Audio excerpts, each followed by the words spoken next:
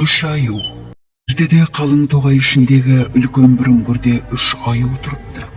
Олар түнімен тоғайды аралап, күн ысыған кезде үңгірге кіріп жатады екен. Ең ірісі және мықтысы Ақтөс аю болыпты. Қазандай тасты допша домалатып ойнайды екен. Күштілігіне мақтанып, кішкене аңдарға маза бермепті. Бір күні түлкінің құйрығынан ұстап жұлқылайды. Екі аю: түлкі бізге тиіскен жоқ қой, қоя берші депті. Бұл түлкі мені сыйлап жүрем десе жіберем деп құйрығын бұрай түседі аю.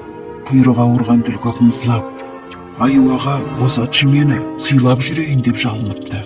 Аю есіріп: енді түлкі мені сыйлап жүреді деп мақтаныпты. Тағы бірде қасқырды ұстап алып, аяғын мытып, құлағынан жұлқылап босатпай есін шығарады. Екі аю тұрып: қасқыр бізге тиіскен жоқ қой депті.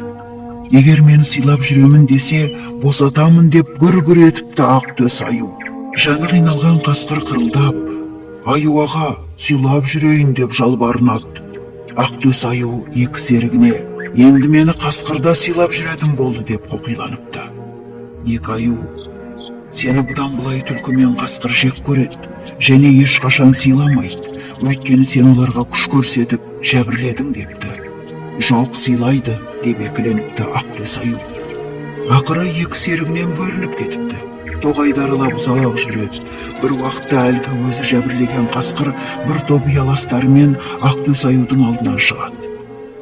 Сен маған жазықсыз азап көрсетіп едің ғой, енді бәріміз жабылып сені талаймыз депті қасқыр. Көп қасқырдан зәресі ұшқан Ақтөс аю жуан бір ағаштың басына өрмелеп шығып алып аман қалыпты. Қасқырлар біраз тұрып кетіп қалыпты. Сонан соң жерге түсіп, жан-жағына қарап, сескеніп келе жатса өзі жәбірлеген түлкі кездеседі. Түлкі сызылып: аю аға, неден қорқып келесің деп жайын сұрайды. Көп қасқырдан қашып келемін депті Ақтөс аю ентігіп. Онда жылдан бері қарай жүр. Жаңа мына жақтан қасқырлар көрініп еді дейді түлкі жол көрсетіп. Түлкі нұсқаған жаққа тұра қашқан аю күмп беріп батпаққа түсіп кетеді. Түлкі аюдың қасына келіп сықылықтай күледі де: сен ана жолы маған жазықсыз жәбір көрсетіп едің, сол үшін сазайыңды тартқызғым келді деп кетіп қалады. Ми батпаққа батқан Ақтөс аю көп әуреге түседі, өліп талып әрең шығады, шаршап шалдығып, сүмірейіп үңгірін оралады. Саған не болған дейді екі серігі. Мені қасқырлар қоршап алып, талап тастай жаздады. Содан ағаштың басына шығып құтылып ем, қайтып келе жатқанымда түлкі кездесті. Ол мені алдап батпаққа батырып кетті дейді Ақтөс аю мұңайып. Күшіне сеніп, әлсіздерді күшпен сыйлатам деген ойың дұрыс емес екендігіне енді көзің жеткен шығар депті екі серігі.